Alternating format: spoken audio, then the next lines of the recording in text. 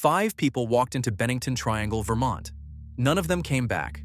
Between 1945 and 1950, something in those mountains started taking people, one by one, leaving no trace, no body, no answer. The locals stopped calling it coincidence. They called it the Bennington Triangle. November 12, 1945. Paula Welden, 18 years old, sophomore at Bennington College, told her roommate she was going for a hike. She wore a red parka, bright enough to spot from a distance, and walked toward the Long Trail, a path that cuts through the Green Mountains. 2 witnesses saw her on the trail that afternoon. An elderly couple watched her walk around a bend. They were less than 100 yards behind her. When they rounded that same curve seconds later, she was gone. The trail was open, the woods were bare in late autumn, and there was nowhere to hide. They saw nothing. No movement, no sound, no red parka disappearing into the trees. Paula Welden had simply vanished. Search parties combed the area for weeks. Hundreds of volunteers, state police, even the FBI got involved. They found nothing. Not a scrap of fabric, not a footprint leading off the trail, not a single clue. Her father hired a private investigator who spent months following leads that went nowhere. Theories piled up. She ran away, she was murdered, she fell into a hidden crevice.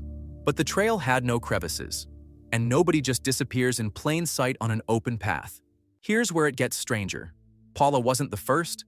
A year earlier, in November 1944, 74-year-old Middie Rivers guided a group of hunters through the same mountains. Rivers knew those woods better than anyone. He'd spent decades hunting and trapping in the area. On that particular day, he walked ahead of the group, just out of sight for a moment. The hunters called out to him. No response. They searched immediately, but Middie Rivers was gone. Weeks of searching turned up nothing. No body, no sign of struggle, no indication of where he went. A man who knew every inch of those woods had vanished like smoke.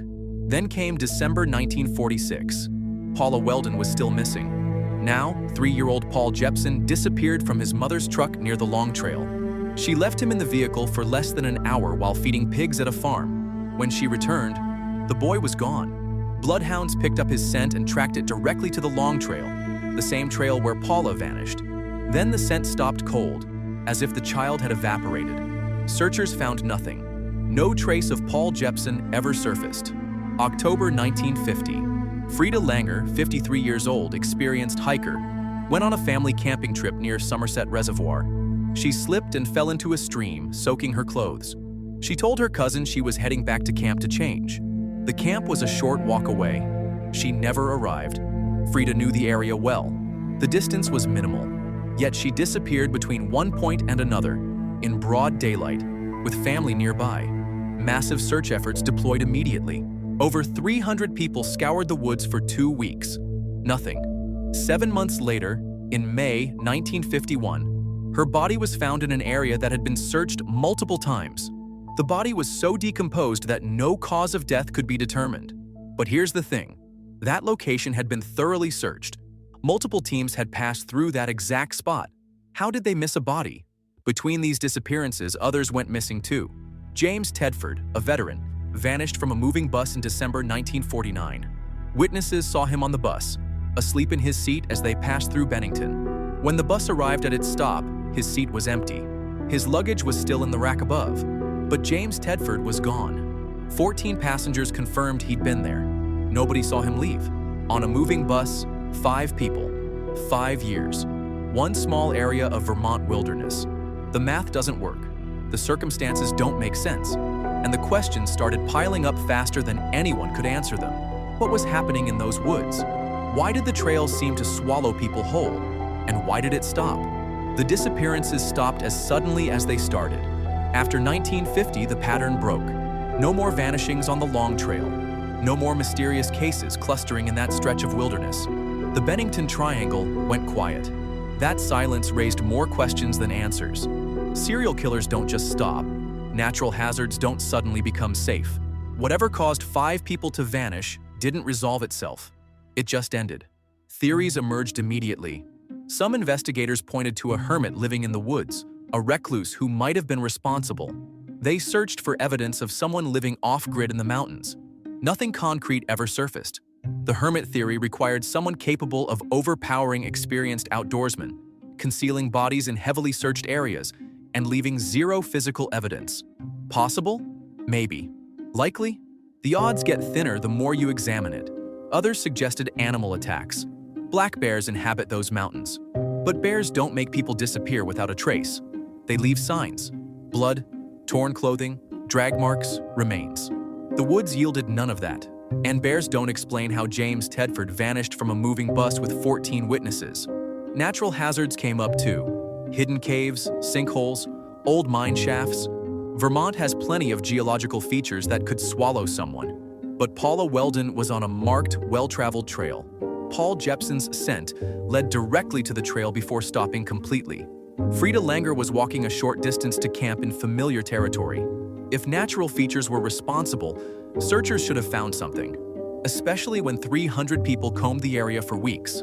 The psychological angle suggested mass hysteria or coincidence. 5 disappearances over 5 years in a small region. Statistically unusual, but not impossible. Except coincidence doesn't explain why bloodhounds lost scents on the same trail. It doesn't explain why Frieda Langer's body appeared in a previously searched area. Coincidence has limits. Some researchers compared it to other geographic clusters of disappearances. Missing 411 cases document similar patterns.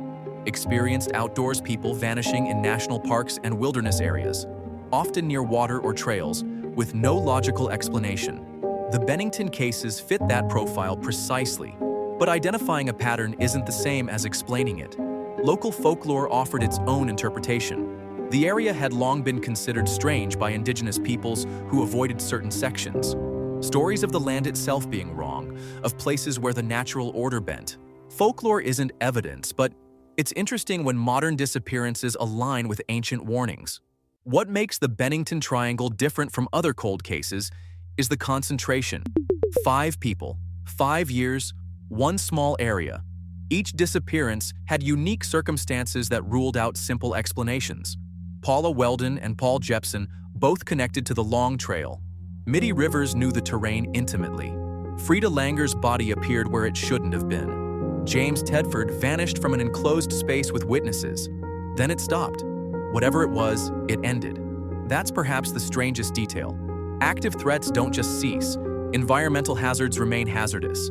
If someone was responsible, why stop at 5? If it was the location itself, why did it become safe again? The cases remain officially unsolved. Frieda Langer's death was the only body ever recovered, and it provided no answers. The other 4 exist only as missing persons files gathering dust in Vermont archives. You can still hike the long trail today. Thousands do every year. The Bennington Triangle has become a curiosity, a dark tourism footnote. But the woods remember. Somewhere in those mountains are answers to questions nobody could solve. Maybe the evidence degraded beyond recognition. Maybe it was never there to begin with. What we know is this: 5 people entered those woods and never came back. Experienced searchers found nothing. Trained dogs lost trails that should have been easy to follow. And then, as mysteriously as it began, it ended. The wilderness keeps its secrets well. Some mysteries don't get solved. They just get forgotten. But the families of those 5 people never forgot, and neither did the mountains. The Bennington Triangle took 5 people and gave back nothing but questions. No answers emerged from those mountains, just silence that's lasted 70 years. The trail still winds through the Green Mountains today, and hikers pass the spots where Paula Welden and Paul Jepson vanished without knowing they're walking through one of America's strangest unsolved mysteries. Whatever happened in those woods between 1945 and 1950 remains locked in the forest, and the forest isn't talking.